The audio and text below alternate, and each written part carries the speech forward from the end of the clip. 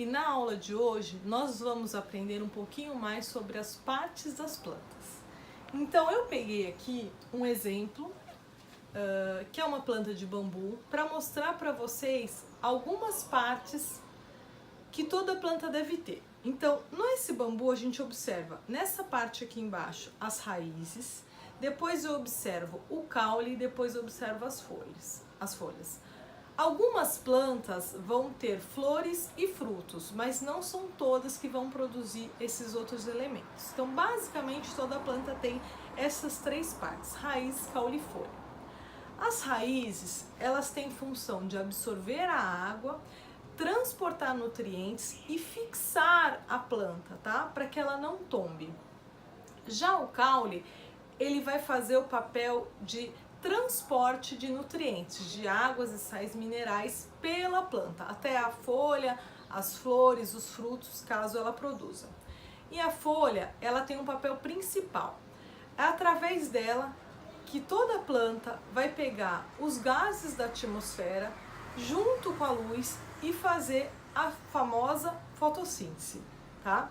Então ela pega o gás carbônico juntamente com a luz e vai transformar esse gás em oxigênio e uma parte em glicose, em açúcar para a própria planta, o elemento que ela vai fazer para ela sobreviver. Então, na fotossíntese ela vai pegar os gases que estão no ar, principalmente gás carbônico e a luz do sol, e transformar em oxigênio e açúcar para ela, tá? Que é o alimento dela. E ela também transporta esse alimento para toda a plantinha, tá ok? Além disso, algumas plantas, não é o caso do bambu, vão produzir outros elementos.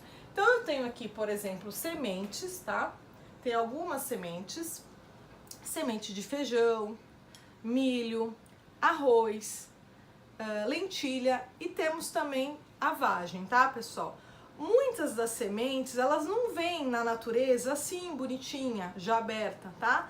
Algumas vão estar dentro de uma casinha, que pode ser, por exemplo, uma vagem, ou pode ser um fruto, tá? A semente pode estar coberta por algum tipo de proteção do próprio vegetal. Então, no caso, o feijão, ele também tem uma vagem parecida como essa, tá? Nós temos também, como a gente viu no bambu, raízes e raízes comestíveis, tá? É o caso da cenoura e o caso da beterraba. Ambas nascem embaixo da terra, tá, pessoal? Essas raízes estão embaixo da terra e elas vão pegar água, pegar nutrientes, e elas vão armazenar nutrientes também nas raízes, por isso elas ficam um pouco maiores, tá? E existem outras plantas, pessoal, em que o caule está dentro da terra. É o caso da batata, tá, pessoal? A batata não é raiz, ela faz parte do caule da planta. Então ela não tem função de fixação, nem transporte de água e nutrientes, tá ok? Ela tem a função de manter as folhas que vão estar nascendo acima desse corpo, tá, pessoal? Então ela não vai ter função de fixação, porque ela não é uma raiz, ela é um caule. Na dúvida, pessoal, tá embaixo da terra, é raiz ou é caule?